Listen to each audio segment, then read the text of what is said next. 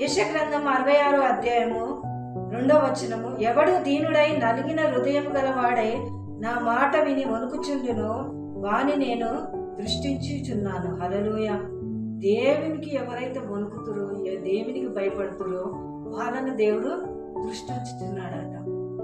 మనం దేవుని నమ్ముకున్నాం కదా, దేవుడు నన్ను చూస్తలేడేమో, నా ప్రార్థన వింటలేడేమో, కొన్ని సమయాల్లో మనకు వచ్చిన బాధలను బట్టి మనము దేవుని అడుగుతూ ఉంటాం. కానీ దేవుడు ఏం చెప్తుండో, ఆయనను చూసి మనం వణుకాలట. మనుషులను చూసి వణుకుతాం, మనుషులకు భయపడతాం, మనుషులు చెప్పిన పనులన్నీ చేసుకుంటూ వెళ్తాం. కానీ దేవుడు చెప్పిన పనికి భయపడం, దేవుడు చెప్పిన దానికి మనము వణకం. కాబట్టి కొన్ని శ్రమల నుంచి మనము వెళ్ళవలసి వస్తుంది.